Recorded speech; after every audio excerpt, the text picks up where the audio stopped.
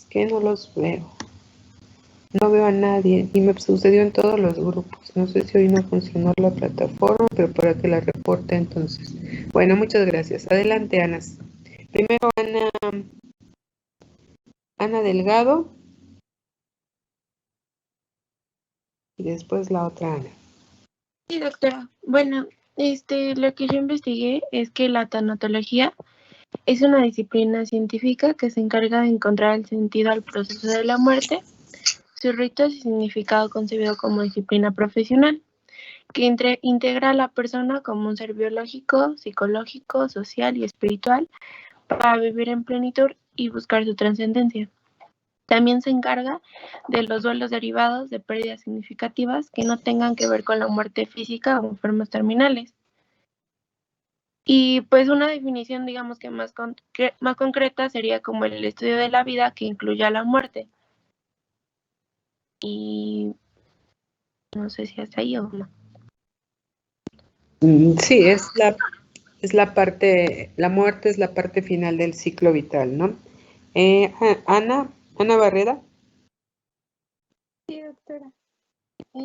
Bueno, igual encontré que pues ayuda a crear en las personas sistemas de creencias propios sobre la vida y la muerte, no como una fantasía o castigo, sino como la aceptación de la muerte natural como un proceso, igual para preparar a la gente para asumir cualquier tipo de pérdida, educar a tratar en forma humana e inteligente a quienes están cercanos a la muerte, entender la dinámica de la pena desde el punto de vista humano, donde se acentúe la importancia de las emociones. Y pues uno de los puntos más importantes es el principio de autonomía, que le permite al individuo tomar sus propias decisiones relacionadas con el proceso de morir o de su propia vida. Ok, gracias. Carlos y después Gamaliel.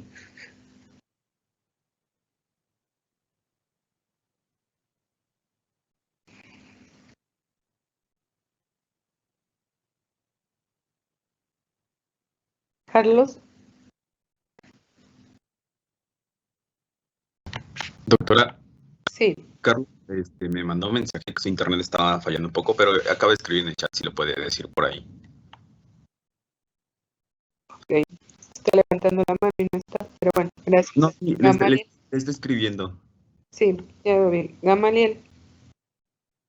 Pues de tanatología, solamente, bueno, la definición como tal que tengo es que obviamente es los conjuntos de conocimiento que estudian la muerte, sus causas, fenómenos y pues todo lo que conlleva esta para las demás personas.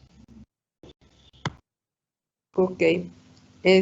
¿Recuerdan ayer mencionábamos que no nada más nos ayuda al bien morir, sino a superar una pérdida? Llámese divorcio, extravío de alguna persona, el rompimiento de algún novio, novia, un distanciamiento familiar, etcétera, ¿no? Entonces es muy importante para poder sobrellevar esto. Y no nada más le ayuda al paciente como tal, sino también a nosotros como personal de salud. Dándole un enfoque a la tanatología para el personal de salud, ¿cómo podríamos utilizarla, Beatriz?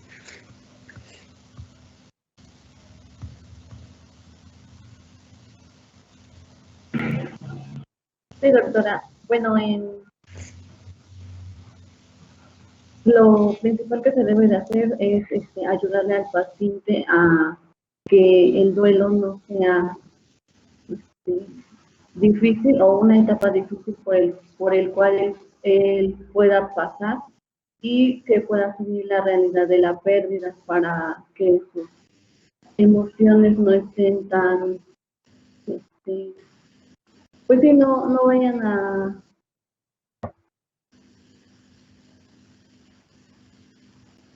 ¿No qué, perdón? Que sus emociones no, pues no sean,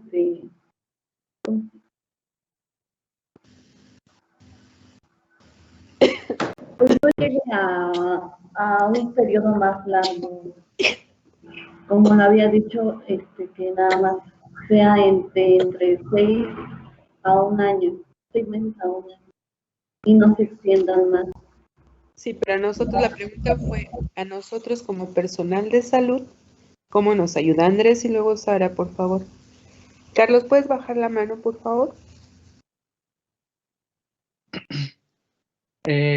Yo pienso que como personal de salud, nuestra responsabilidad en el tema de tanatología sería más que hacer que el paciente sufra menos o algo así, porque eso no lo podemos controlar. Todo va a depender del apego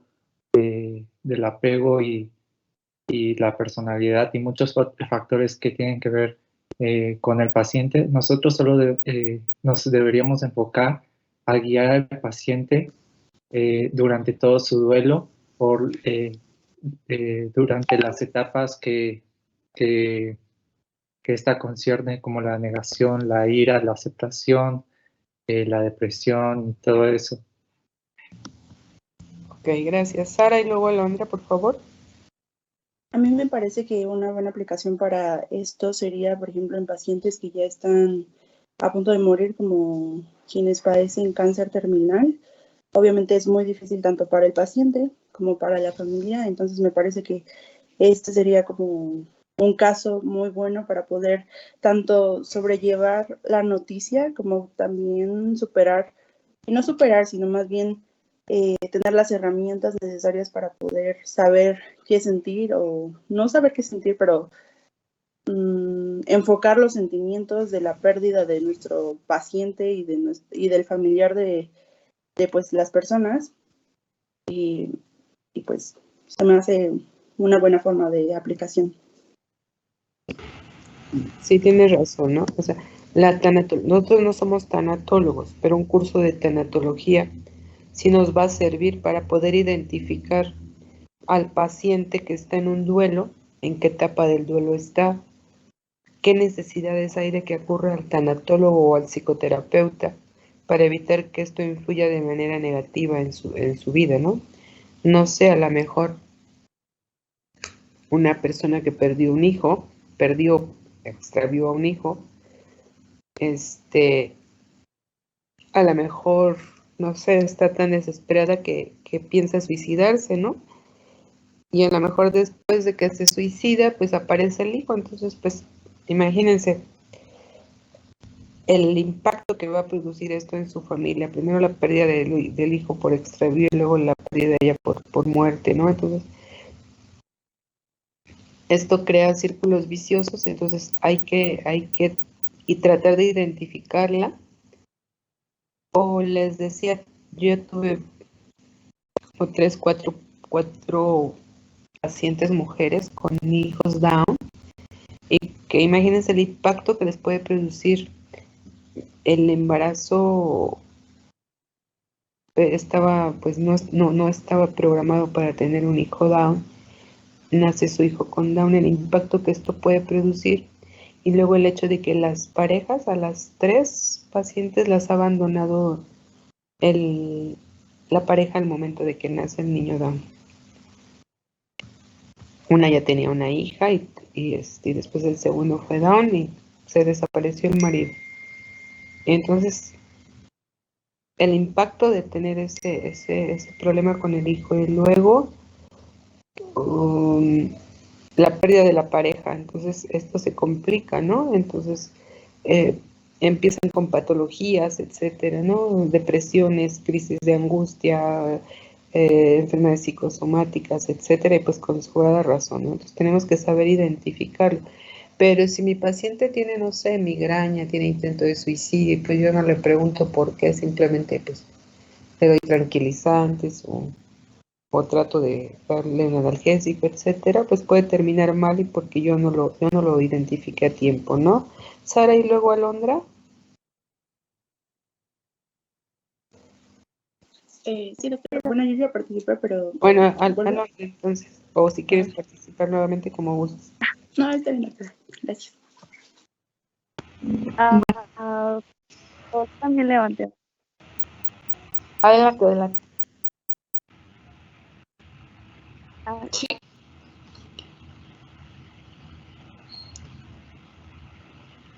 ¿No? ¿Alondra seguía o ya pasaste a Alondra? No, no he pasado, doctora. Adelante, Alondra. Ok. Bueno, como personal de la salud nos ayuda a liberar lo que son las emociones del trabajo constante, ya sea por lo que sea una enfermedad, un dolor o lo que la muerte conlleva. Además de que la interacción del tanatólogo con el cuerpo médico, la familia y el paciente, pues hace que éste cumpla una función de mediador o de enlace. Todo esto pues para buscar una atención humanizada ante lo que es el proceso de la muerte y del duelo que se enfrenta.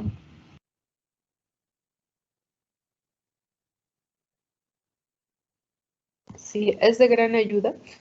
Entonces, si yo les recomiendo que cada quien tome un curso de estos, ustedes ya están al final de su carrera, ya están en noveno de décimo, entonces ya falta poquito para que se vayan a internado, ya tengan una vida hospitalaria, y ahorita, por ejemplo, con lo de la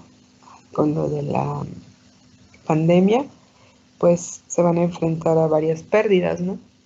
Yo recuerdo una ocasión que vi a una paciente estaba hospitalizada, sufrió una quemadura precisamente por estas fechas. Sufrió una quemadura al explotar su tanque de gas. Ella trabajaba en San Martín Texmelucan, dice que tenía una cocina, entonces le explota el tanque de gas y la pasamos a ver el traumatólogo y yo, y tenía quemaduras externas como de segundo grado. La señora nos dijo que estamos en temporada de chiles en nogada, que nos invitaba, y no tenía más que quemaduras en el escote de la blusa, en el escote de los zapatos, se le veía ahí las marcas de las quemaduras, ¿no? El cabello, la cara un poco, nada más. Nos bajamos a consulta y en consulta nos dicen, doctor, una urgencia, un paro. Subimos y era ella, falleció, ¿sí? Entonces, es una muerte que me causó gran impacto, ¿no? Porque pues la paciente aparentemente se veía bien, no tenía grandes quemaduras, estuvo platicando conmigo así muy, muy cordialmente, y de momento pues se muere, ¿no? Entonces, lo que pasa es que tenía quemado todo el epitelio de... Permítanme.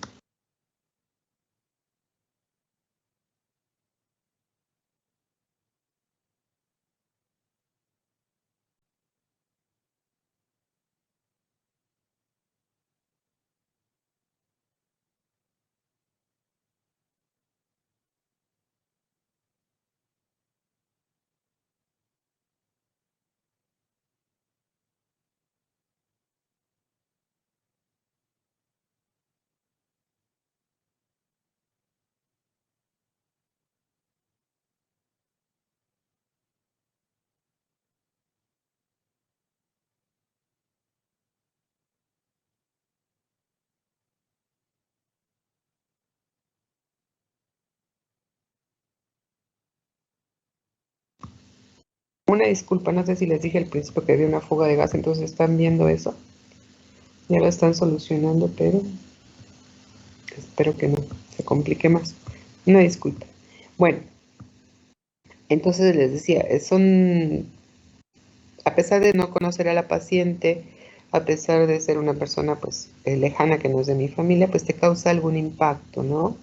O cómo vas a dar una noticia. Entonces, debes tú de saber, estar preparado para eso. Entonces, si ustedes ya casi van a salir, sería conveniente que tomaran un curso porque pues van a estar viendo muertes muy frecuentemente. Esto no se ha acabado hasta que se acabe.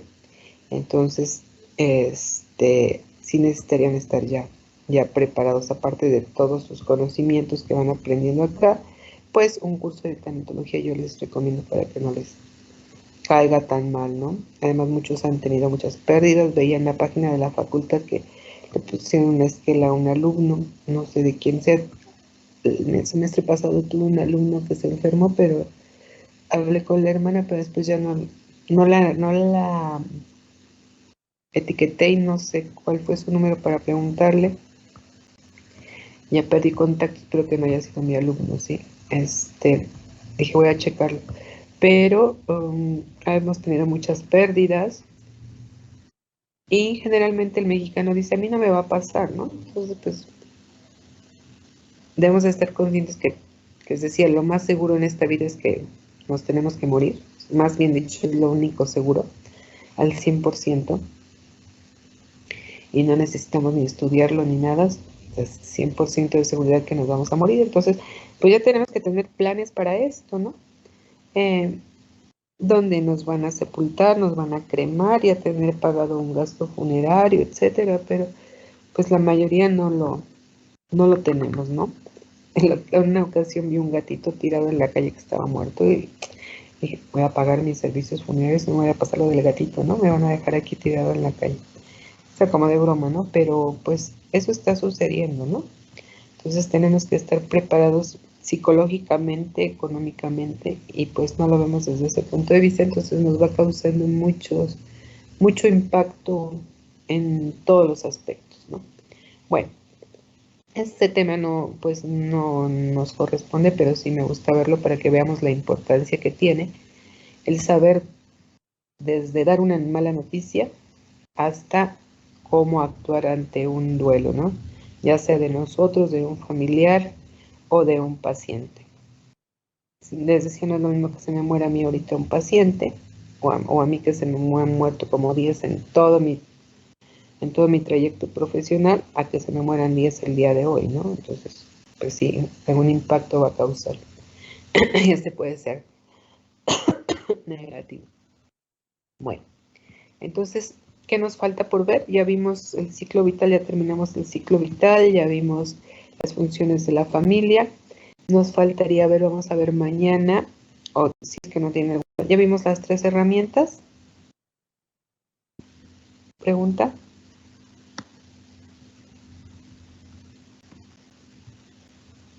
No, nadie me contesta, Daniel. ¿Es lo del Apgar Lo de familiar? Apgar, doctora.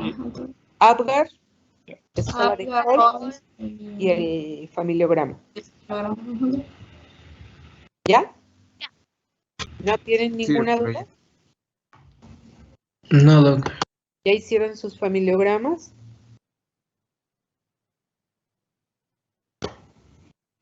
No chequé las tareas, pero voy a checarlas, sí. Entonces tienen que tener ya contestada mínimo 2 escalas de Holmes, 2 escalas de Apgar, 2 familiogramas. Ya terminamos de ver todo lo que respecta a la familia, dinámica familiar, funciones de la familia, clasificación de la familia. Entonces prácticamente ya pueden hacer su guía de estudio familiar. Entonces empiecen a buscar a su paciente.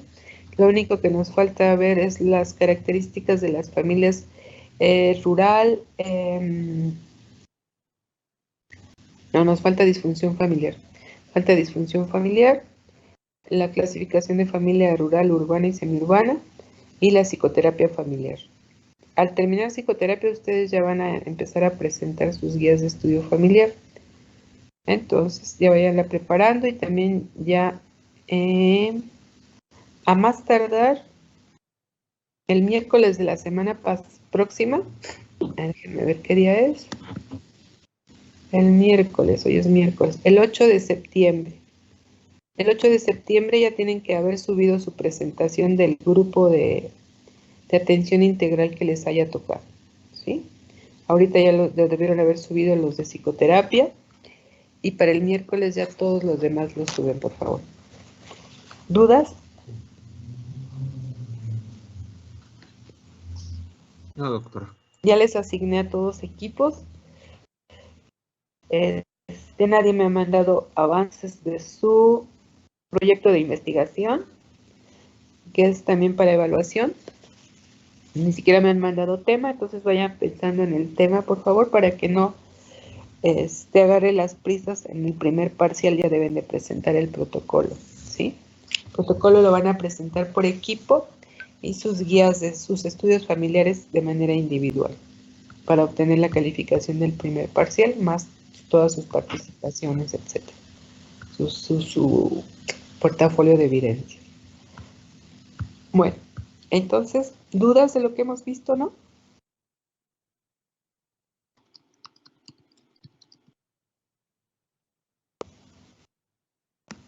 Bueno, entonces vamos a empezar a ver psicoterapia. No, vamos a ver Iba a ser disfunción familiar. Perdón, no te escucho. Iba a ser disfunción familiar. Ajá, vamos a ver disfunción familiar. Mm, Se supone que ya lo investigaron. ¿Cuáles son las causas de disfunción familiar?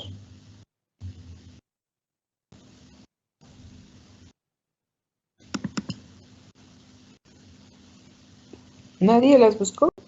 Yo encontré que podrían ser, bueno, que el factor más frecuente es la exposición a conflictos interparentales entre los miembros de la familia y también otros factores como el alcoholismo, la drogadicción, el maltrato físico y psicológico, la pobre calidad del afecto que se brinda entre los miembros, la carencia de tiempo para compartir en actitud armónica, el embarazo en adolescentes, pornografía, el bombardeo de posturas o visiones autodestructivas que infunden los medios de comunicación, también la marginalidad, la ignorancia y que en general pues hay muchas cosas que causan disfunción en la misma. Ok.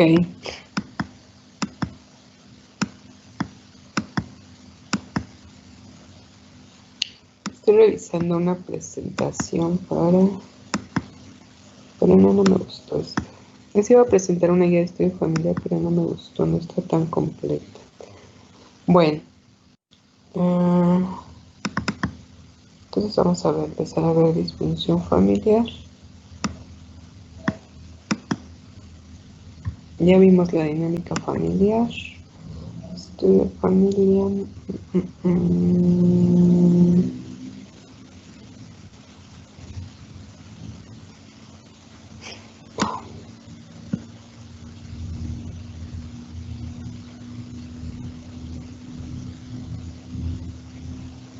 Ya vimos también salud familiar, ¿verdad?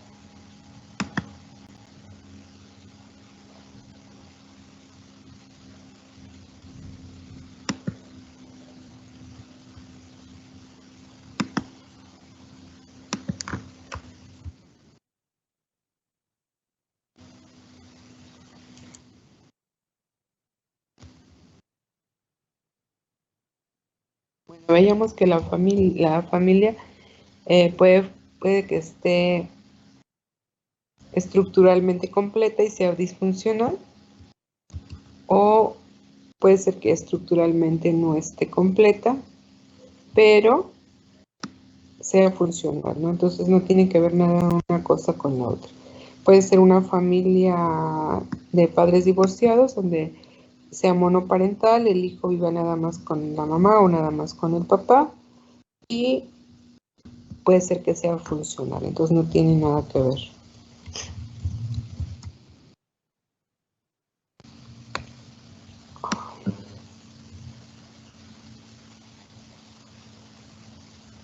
No encuentro, no me abre es que no lo encuentro y no me abre el archivo.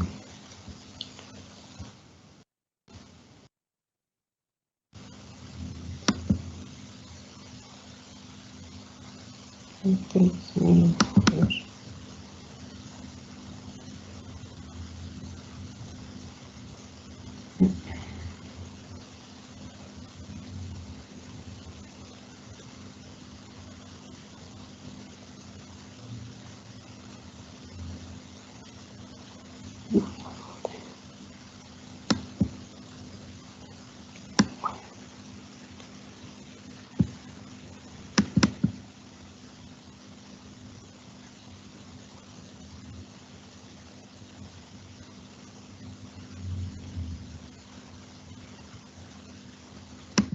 Doc, muchos nos confundimos entre el proyecto que nos está pidiendo y el estudio de familia. Son dos cosas diferentes, ¿verdad?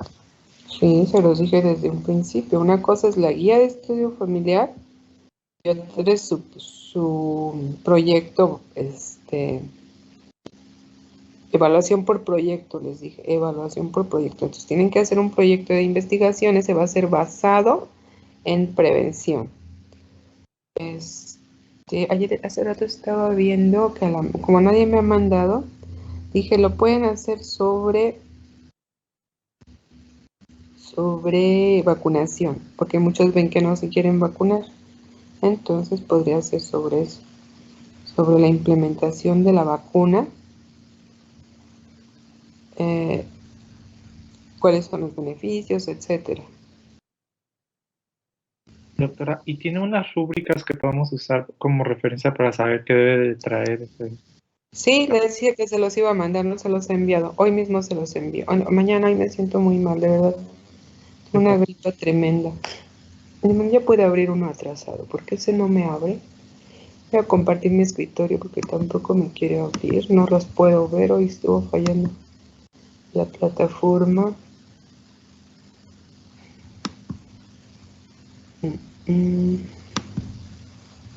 A ver, entonces vamos a ver la funcionalidad familiar, ¿no? ¿En qué consiste la funcionalidad familiar? Ya les decía que estructuralmente puede ser que no esté completa la familia, o sea que falte algún miembro, ya sea por pérdida, muerte, distanciamiento, etcétera, pero la familia aún así puede funcionar bien. Actualmente en las familias más modernas, las familias necesitan ser dinámicas, evolutivas, cumplir con sus funciones en cada una de las etapas del desarrollo. Ya veíamos cuáles son sus funciones, el afecto, la reproducción, que todo esto es lo que ustedes van a plasmar en su guía de estudio familiar, ¿no? Estos aspectos son importantes y muy interesantes para la medicina contemporánea, a lo que le vamos a llamar funcionalidad familiar, que es lo que debemos medir en nuestro consultorio, y corresponde a uno de los principales parámetros a evaluar para saber de qué tipo de familia procede nuestro paciente, si dinámicamente su familia es aceptable o no, si tiene algún problema, no sé, por ejemplo, un adulto mayor que tenga insomnio. ¿Por qué tiene insomnio? Porque no tiene una buena higiene del sueño, porque a lo mejor, pues, para que no los moleste, lo mandan lo dejan que esté durmiendo en el día, luego en la noche los está molestando, que no puede dormir, etcétera, ¿no? Entonces son factores que van influyendo de una u otra manera y que pues los pasamos desapercibidos porque para nosotros no es importante. Pero imagínense ustedes que no puedan dormir un día, 2 días, 3 días, o que nada más duerman un ratito, eso va afectando su desempeño, ¿no? Igual al adulto mayor. Y nada más es un ejemplo simple, ¿no? Pero pues hay muchos más que los llevan a ser unas familias disfuncionales. Entonces la disfunción familiar se entiende como el no cumplimiento de alguna de las funciones que acabamos de mencionar por alguna alteración de los subsistemas familiares. Acuérdense que hablamos de la familia como un sistema y este sistema está formado por elementos que vienen haciendo los integrantes de cada familia. Entonces, la familia va a ser disfuncional cuando alguno de sus miembros se altera, ya sea por cambio de los roles o porque no se adaptan a ellos. ¿Qué es un rol? Pues es la función que va a cumplir cada uno de los personajes que integran esta familia. Entonces, la disfunción familiar va a ser un estado dinámico en el cual puede presentarse alguna alteración de forma transitoria o permanente y este estado pues se va a caracterizar por generar respuestas conductuales adaptativas inadecuadas frente a factores de estrés. Entonces vamos a ver cómo actúa una persona ante un estrés. Estamos hablando de tanatología, ¿no? ¿Cómo actúa ante una pérdida? Pues dependiendo de quién haya sido el miembro que se perdió, el quien se haya quedado y ocupe el lugar de líder, y cómo vaya a sobrellevar esta pérdida. Imagínense que es una pareja joven donde fallece el padre, tiene 3 hijos, los hijos son pequeños, de 6, 4 y 2 años, y donde la madre pues se deprime. ¿Qué va a pasar con estos niños, no? O se quiere suicidar incluso, ¿no? Porque no sabe qué hacer. A lo mejor nunca ha trabajado, a lo mejor no estudió, a lo mejor no tiene un medio de cómo subsistir económicamente. Entonces es una serie de problemas factores estresantes a los que se va a enfrentar, y si no sabe resolverlos, pues va a caer en una disfunción familiar, ¿no? Tuve una familia donde se divorciaron, ya los hijos tenían como entre 18, 20 años, eran creo que 3 hijos. Los hijos cacharon al papá en internet que tenía varias parejas, le dijeron a la mamá, se divorciaron. La mamá, cuando se había casado con el señor, había dejado de estudiar, porque estaba estudiando como administración o algo así. Había dejado de estudiar para casarse, hacerse cargo de su familia. El señor se dedicaba a trabajar, le daba pues todo entre comillas. Ella pues no sabía hacer nada, ¿no? Más que ama de casa. Entonces cuando se divorcian, el marido le quita todo, y hasta me enseñaron las fotos de la despensa que le mandaba el papá a los hijos, ¿no? Así como iba a Walmart y les compraba como 4 cositas y esa era su despensa, ¿no? Y los hijos pues todos estaban estudiando, nadie trabajaba, nadie sabía hacer nada. Entonces, después terminaron los hijos aliándose con el papá, y la mamá, pues como no terminó una carrera, lo que hizo fue ponerse a trabajar y estudiar en línea, y actualmente la señora pues ya es administradora de una empresa. Creció como no lo había hecho cuando estaba pues con su pareja. Sus hijos ya todos terminaron una profesión, entonces pudieron sobrellevar este estrés y salir de la crisis familiar, pero hay quien no, ¿no? Entonces, pues ya me dejó mi marido y pues ahora no sé qué hacer, pues están muriendo de hambre los niños, ¿no? Entonces, tenemos que sobreponernos a todos estos factores estresantes. O sea, la familia debe saber cómo sobrellevarlos. Y para eso, pues, tienen herramientas dentro de la familia que son las que ya vimos, ¿no? Las características de las familias disfuncionales, pues, son aquellas familias en donde va a haber comportamientos controladores, como los celos, los padres en conflicto permanente, la falta del tiempo compartido, ¿no? O sea, no tengo tiempo y el que lo comparto, pues, es de mala calidad, comportamiento sexual anormal o inmoral, silencio o encubrimiento, rechazo entre los miembros de la familia. Todo esto va a llevar a una disfunción, ¿no? No tendría por qué haber ninguno de estos. Se supone que ya vimos desde la fase de noviazgo que ya planearon una familia, ya hicieron una planeación en pareja, qué es lo que van a hacer. Se supone que si se casan es porque hay una atracción física y emocional y un respeto. En el momento en el que este se pierde, pues hay que hablarlo. Simplemente sabes que ya no me gustas, ya no te quiero, ya no quiero vivir contigo, independientemente de que tengan hijos o no. Y pues no es la solución a que pues me voy a casar y si no pues me divorcio. No. Hay que tratar de sobrellevar el matrimonio, pero pues muchas veces un divorcio es necesario, ¿no? Y no tendría por qué haber infidelidad, ¿sí? Simplemente pues ya no me gustas, me gustó otra persona, ya que si esa persona no le hace caso, pues ya es su problema, ¿no? Pero no, hasta que ya la otra le hizo caso o el otro, entonces ya se separan, ¿no?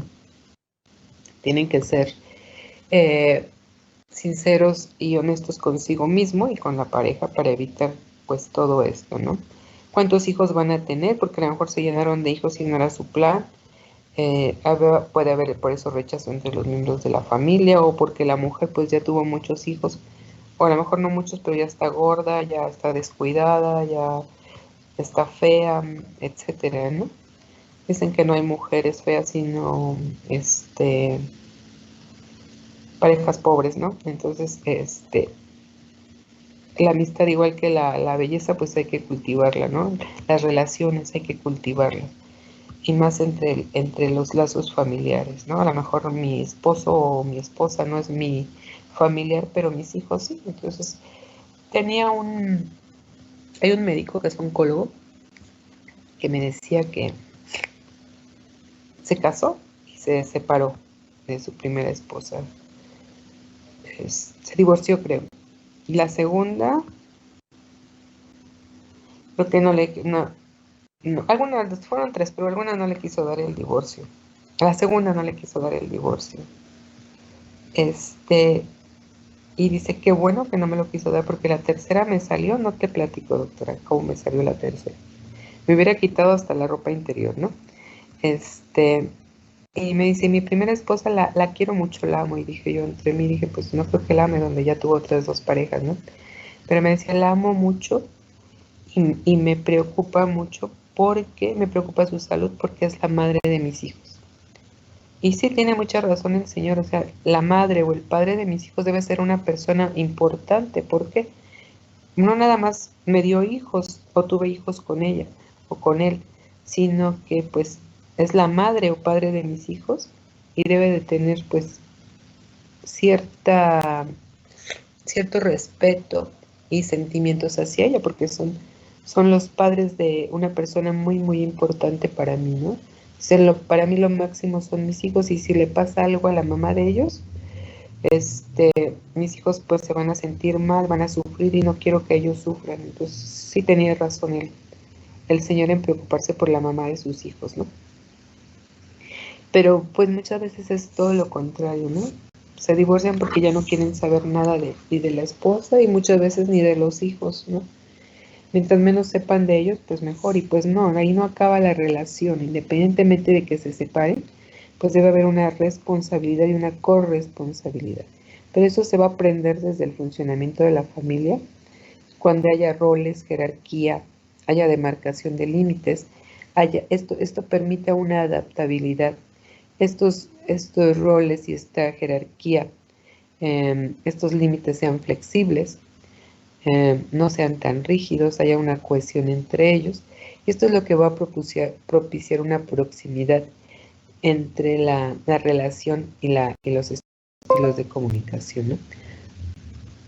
Entonces, al haber cohesión en cada uno de los elementos, pues va a poder tener una respuesta adecuada entre una enfermedad que hace lo que a nosotros nos interesa.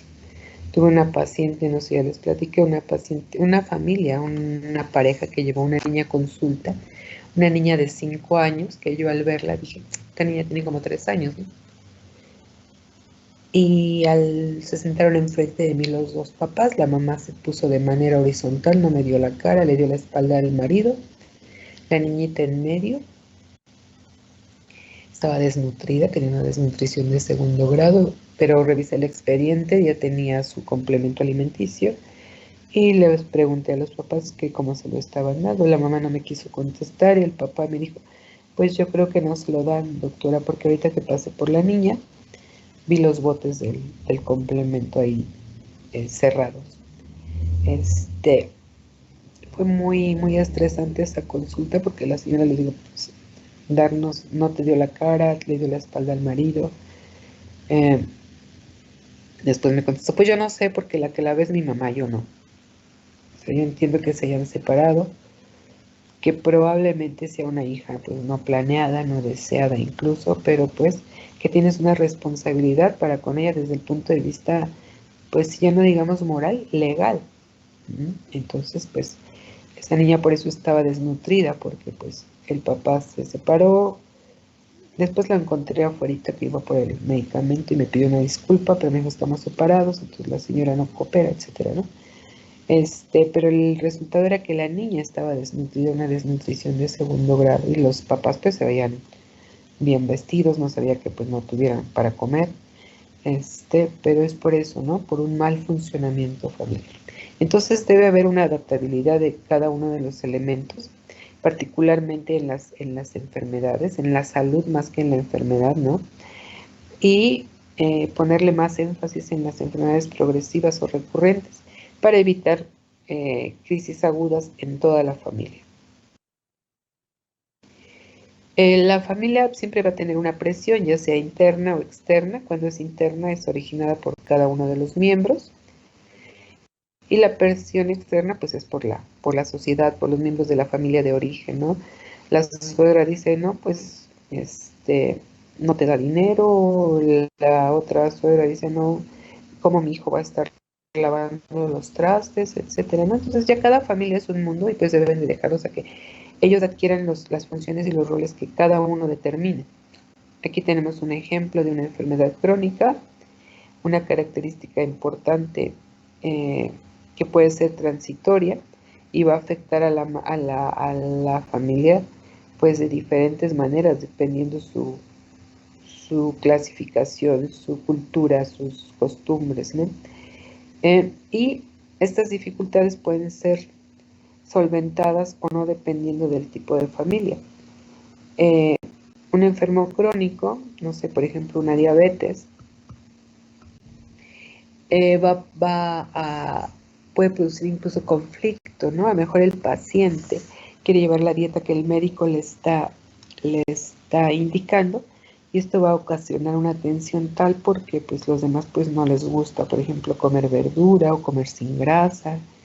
Entonces ahí va a empezar un conflicto, ¿no? O si el paciente ya se complicó y tiene una insuficiencia renal que hay que estarlo llevando a diálisis, o perdió la visión por una retinopatía diabética, o está amputado y hay que desplazarlo, etcétera, ¿no? Entonces, esta enfermedad puede llegar a afectar no nada más al mismo paciente, sino a todos los integrantes.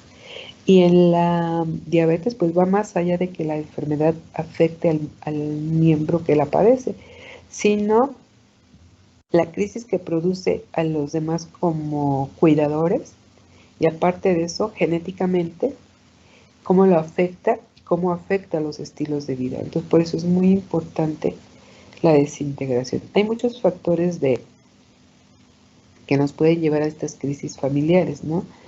De enfermedad, discapacidad y muerte.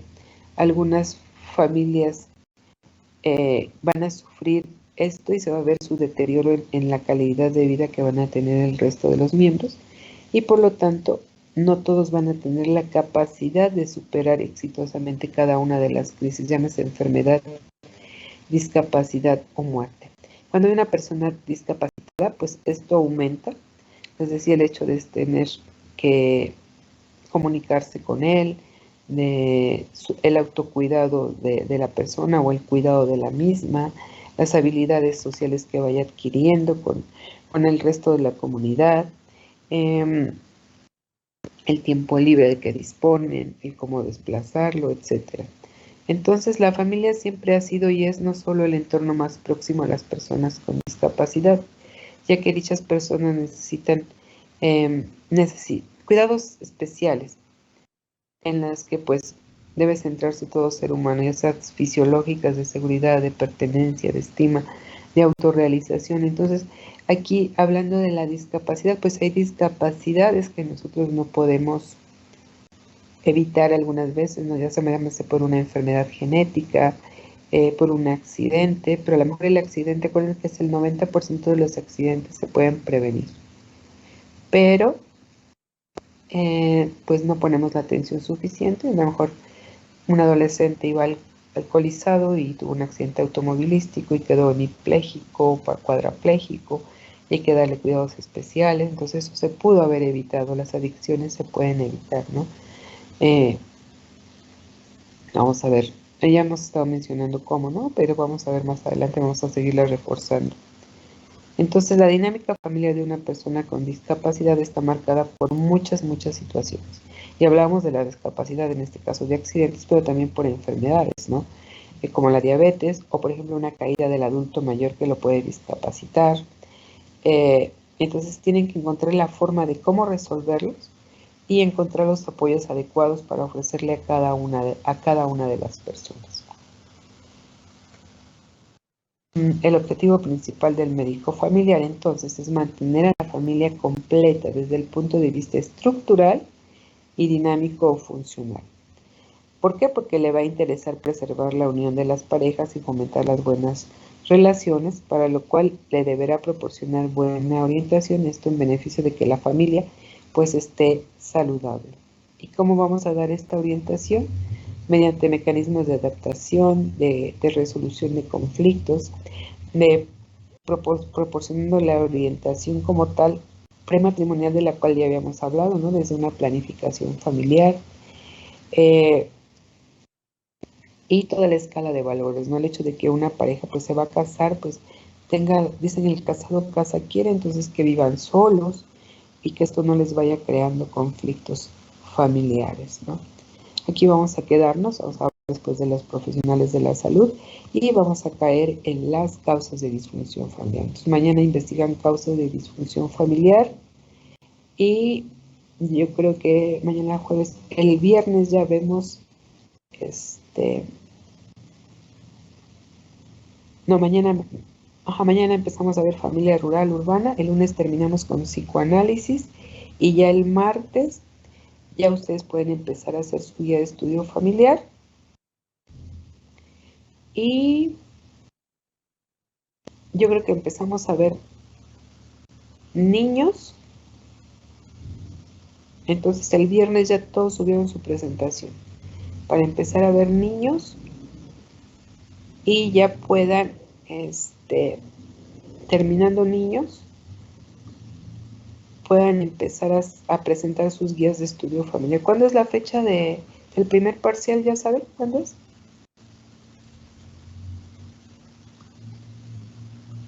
No, doctora. Bueno, entonces cuando sea la fecha del primer parcial, en esa fecha ya terminamos de ver todas las presentaciones para que las vaya calificando. Vamos a tener 10 minutos cada uno, ¿sí? Bueno, entonces vamos a quedarnos aquí, que es lo que debe hacer el profesional de la salud en el funcionamiento familiar. Nos vemos mañana, que tengan buen día. Doctora, Hasta luego. Dime. ¿A dónde le tenemos que mandar las exposiciones? ¿Las qué? Las exposiciones. A su equipo. Pero se las tenemos que mandar a usted, ¿no? Sí, pero en su equipo, las suben ahí en su archivo de su equipo. Ah, ok. Y ahí yo las veo. Ah, ok. Sí. ¿Sí? Gracias. Por favor. Gracias, adiós.